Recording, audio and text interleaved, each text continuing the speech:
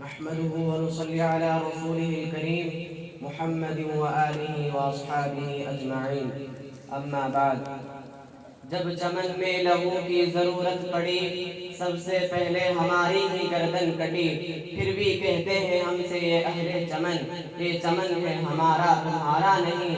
بات پھولوں کی ہوتی تو سہ لیتے ہم، اب تو کانٹوں پہ بھی حق ہمارا نہیں۔ محترم علماء کرام اور ہندوستان کے غیور مسلمانوں، جب سرزمین ہند پر انگریزوں کے ناپاک سائے پڑے، باشندگان ہند پر ظلم و ستم کے پہاڑ توڑے جانے لگے، جب ہندوستانیوں کا خون پانی سے ارزاں ہونے لگا، جب اپنے وطن کی عزتیں سڑکوں پہ نیلام کی جانے لگی، جب ان کی جانوں کھلونوں سے سستی ہو گئیں، جب اپنے وطن عزیز میں ہی ان کا رہنا مشکل کر دیا گیا، جب اپنے وطن عزیز میں ہی ان کا رہنا مشکل کر دیا گیا، جب انگریزوں کا خونی عفریت ہندوستانیوں کو اپنے پنجہ غلامی میں جکڑنے لگا، تب ایسے نازک حالات اور ہولناک ماحول میں جبکہ منہ کھولنا قیامت سے کم نہیں تھا، وقت کے سب سے بڑے عالم دین امیر المحدثین حضرت شاہ عبدالعزیز محدث دہلوی رحمۃ اللہ علیہ نے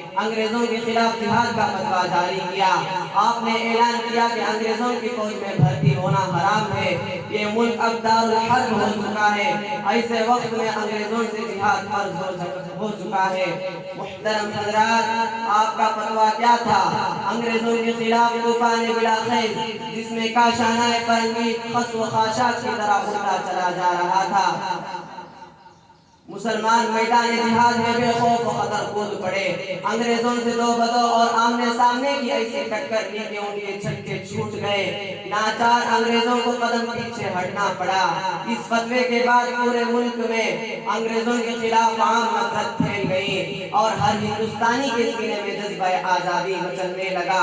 1857 عیسوی کی جنگ آزادی سب سے مشہور اور خوفناک ہے، جس میں انگریزوں کے ظلم و ستم کی انتہا ہو گئی تھی، ہندوستانیوں پر عرصہ حیات تنگ کر دیا گیا تھا، مگر اس کے باوجود مسلمانوں نے انگریزوں کا بھرپور مقابلہ کیا۔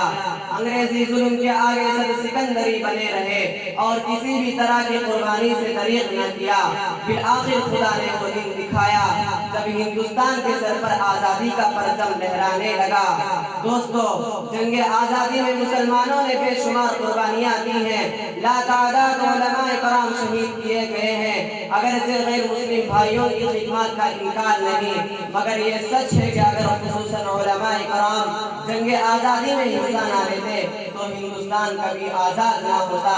آج ہندوستان کی تاریخ کو مسخ کر کے پیش کیا جا رہا ہے، مسلمانوں کی قربانیوں اور علماء کرام کی محنتوں کو فراموش کیا جا رہا ہے۔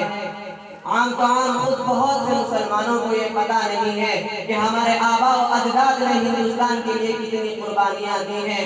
ہندوستان آزاد ہو گیا، آزاد ہوئے تقریباً 74 سال ہو گئے، لیکن مسلمانوں کو ان کا جائز حق نہیں دیا جا رہا ہے،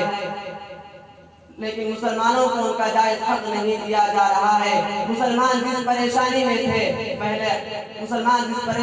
پہلے تھے آج بھی اسی پریشانی میں ہیں، بلکہ دن بدن اس میں اضافہ ہی ہو رہا ہے، لہذا ضرورت اس بات کی ہے کہ مسلمان خود آگے بڑھے، تاریخ کو جھٹلانے والوں کو سچ کا آئینہ دکھلائیں اور ہم اپنے محسن مسلمانوں اور علماء کرام کی محنتوں اور قربانیوں کو دنیا کے سامنے بتلاتے رہیں۔ میں اسی بات پر اپنی تقریر ختم کرنا چاہتا ہوں۔ آخر دعوانا الحمدللہ رب العالمین۔